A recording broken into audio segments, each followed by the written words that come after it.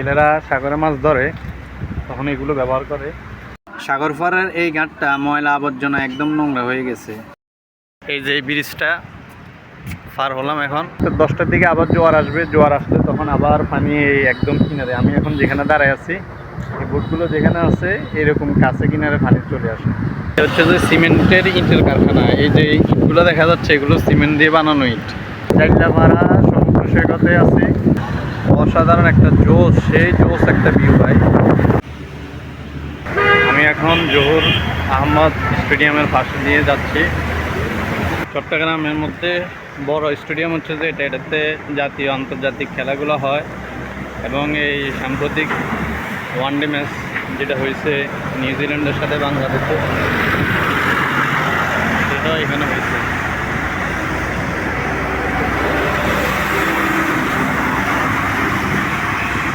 এই ব্রিজটা পার হইলেই সাগর পার। এই ব্রিজটার পাশে হচ্ছে যে স্টেডিয়াম, এই যে স্টেডিয়াম দেখা যাচ্ছে।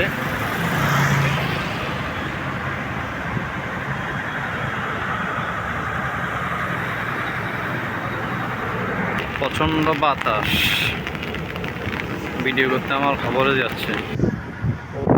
বৃষ্টির মধ্যে ঘুরতে বের হওয়ার মজাই হচ্ছে যে সাগর পাড়ে চলে আসলাম ঘুরতে ঘুরতে, দেখার জন্য যে বৃষ্টির মধ্যে সমুদ্রের অবস্থা কেমন হয় এটা দেখার জন্য। আমার পিছনে যে ব্রিজটি দেখা যাচ্ছে, এই ব্রিজটির ওই পারে হচ্ছে সমুদ্র। আমি সেখানে যাবো।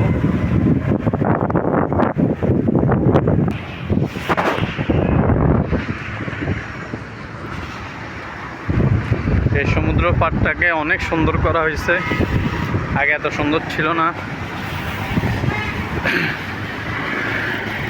বৃষ্টি হওয়ার কারণে এখানে পর্যটকের ভিড় তেমন একটা নাই। নর্মাল সময় এখানে অনেক মানুষ থাকে, এই জায়গাটা অনেক ভিড় থাকে, মানুষের আনাগোনা বেশি থাকে। এখন যেহেতু বৃষ্টি হচ্ছে মানুষজন তেমন একটা নাই, একদম পুরা ফাঁকা। বৃষ্টির মধ্যে ভ্রমণ করার মজাই হচ্ছে যে এটাই, যে আমি একা একা ঘুরতেছি, আমার আশেপাশে কোনো মানুষ নাই, একা একা একা হাঁটতেছি। হাঁটতে হাঁটতে সমুদ্রের কাছে চলে আসলাম। এই যে ব্রিজটা পার হলাম এখন। এই সমুদ্রের পাশে জাউ গাছগুলা, এটাকে জাউবন বলে। এই যে এদিকেও আছে জাউবন। সমুদ্রের পাড়ে এই জাউবনগুলা প্রায়শ দেখা যায়। বৃষ্টির দিনে এগুলো সৌন্দর্য আরও অনেক বেড়ে গেছে। এই যে আমি একদম সমুদ্রের খুব কাছে চলে আসছি। এই জাউবনগুলার পিছনে, এই জাউবনগুলোর পিছনে কিন্তু সমুদ্র। আমি এখন সেখানে যাব। সকাল থেকে চিন্তা করতেছিলাম যে বৃষ্টি হচ্ছে, কোথাও ঘুরতে যাবো। যেহেতু বৃষ্টি পড়তেছে, মানুষ তেমন নাই, বৃষ্টির কারণে মানুষ তেমন একটা ঘুরতে বের হয় নাই, তো একদম খালি থাকবে। সমুদ্রের সৌন্দর্য বৃষ্টির দিনে তো আরও অনেক সুন্দর হয়ে যায়। বৃষ্টির দিনে সমুদ্র যখন ভয়ঙ্কর হয়ে ওঠে তখন সেটার সৌন্দর্য আরও ভয়ঙ্কর হয়। এই ভয়ঙ্কর সৌন্দর্য দেখার জন্য আমি চলে আসলাম মোহাম্মদখালী। আপনাদেরকেও সে ভয়ঙ্কর সৌন্দর্য দেখাবো, যদি সম্ভব হয় ক্যাপচার করতে পারি তাহলে। এই জায়গা দিয়ে যাইতে হবে।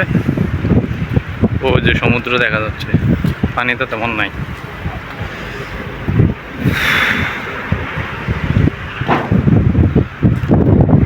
কি অবস্থা ভাই, ভালো আছেন?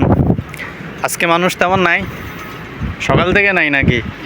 আসে না না বৃষ্টির দিনে?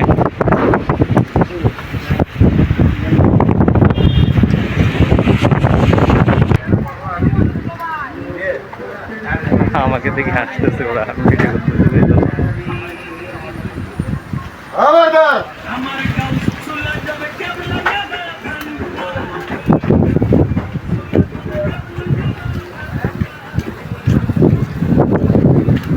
যেগুলো হচ্ছে ট্রলার, মাছের ট্রলার, এগুলো দিয়ে মাছ ধরা হয়।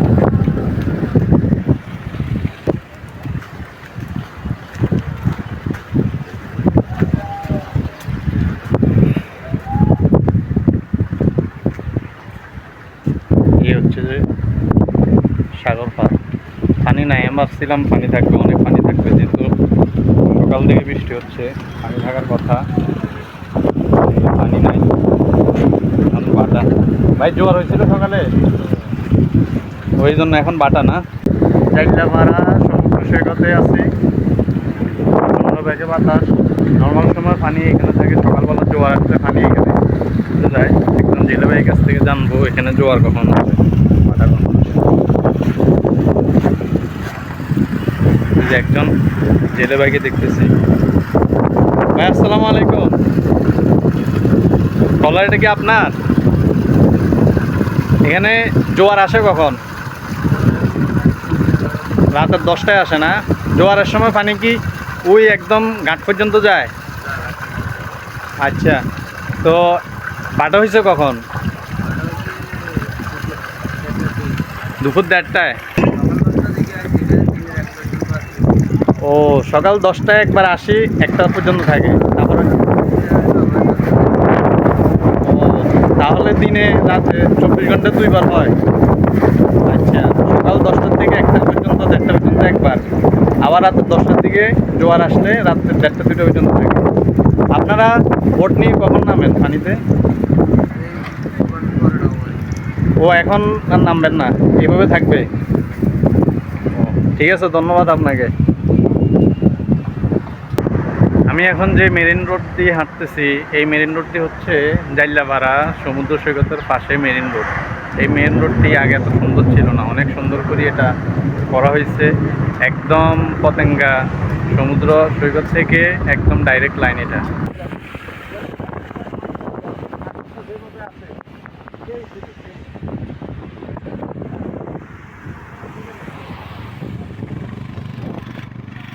হালকা পাতলা কিছু মানুষ আছে, কিছু দূর গেলে দেখা যায়। এই সমুদ্র পাড়টা এত জনশূন্য আগে কখনো পাইনি, আমি এর আগেও কয়েকবার আসছিলাম। মানুষ থাকতো, আজকে বৃষ্টি হওয়ার কারণে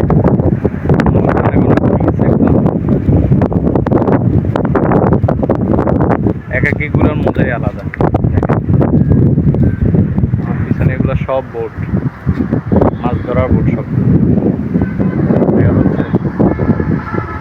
আমি এখন একদম সমুদ্রের খুবই কিনারে, সমুদ্রের পাড়ে আছি। পানি ওই দূরে, একদম দূরে, অনেক দূরে পানি। রাতের 10টার দিকে আবার জোয়ার আসবে, জোয়ার আসলে তখন আবার পানি একদম কিনারে। আমি এখন যেখানে দাঁড়ায় আছি, এই বোটগুলো যেখানে আছে এরকম কাছে কিনারে পানি চলে আসে। আবার যখন বাটা পড়ে তখন একদম ওই দূরে চলে যায়, একদম ভেতর পর্যন্ত সবুজ ঘাস দেখা যাচ্ছে, তারপরে গিয়ে পানি। রাতের 10টার দিকে জোয়ার আসলে তখন আবার পানি কিনারে চলে আসবে। আমি এখন সমুদ্রের পাড়ে আছি। এই সমুদ্র পাড়ের নাম হচ্ছে জাইলাপাড়া সমুদ্র পাড়। এটা অলংকার সাগরিকার পাশে। আপনারা যারা আসতে চান তারা আসার জন্য যে কোনো জায়গা থেকে চট্টগ্রামের অলংকার মোড়ে আসি কিংবা সাগরকে মোড়ে আসলে সেখান থেকে আপনাদেরকে অটো কিংবা সিএনজি কিংবা যে কোনো গাড়ি করে চলে আসতে পারবেন এখানে। যেগুলো হচ্ছে যে আজকে দোকানপাট বন্ধ, যেহেতু বৃষ্টি হচ্ছে তাই এগুলো এখন বন্ধ। এই যে এগুলো হচ্ছে যাই, আমি আপনাদেরকে দেখাই। এই যে এগুলো হচ্ছে যে মূলত জাল, যখন জেলেরা সাগরে মাছ ধরে তখন এগুলো ব্যবহার করে জালের সাথে। এই যে আরও আছে, এই যে এই জাল, জালের রশি, ভিতরে হচ্ছে যে ফোম, এগুলোকে ককশিট বলে। এই ককশিটগুলো মূলত জালের অবস্থান বোঝার জন্য কি করা হয়, ব্যবহার করা হয়। জোয়ারের সময় পানি এখানে চলে আসে একদম। এই যে আমি এখন যেখানে দাঁড়ায় আছি, জোয়ারের সময় এখানে চলে আসে। এই যে অনেকগুলো বোট এখানে দেখা যাচ্ছে। এটা হচ্ছে যে সিমেন্টের ইটের কারখানা। এই যে ইটগুলো দেখা যাচ্ছে এগুলো সিমেন্ট দিয়ে বানানো ইট। এটা হচ্ছে কারখানা। ওই যে ভিতরে মেশিন দেখা যাচ্ছে।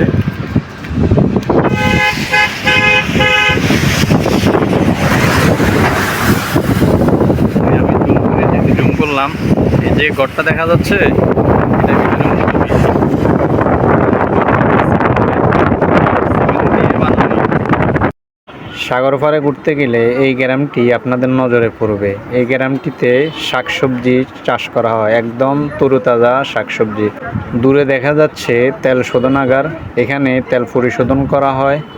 সাদা সাদা যে খাম্বাগুলো দেখা যাচ্ছে এগুলো হচ্ছে তেল শোধনাগার। এই মেরিন ড্রাইভ রোডটি বাইজিৎ লিং রোড থেকে শুরু হয়ে একদম পতেঙ্গা সমুদ্র সৈকত পর্যন্ত গিয়ে টানাল হয়ে পটিয়া পর্যন্ত চলে গিয়েছে। এটি জাইল্লাপাড়া সমুদ্র সৈকত।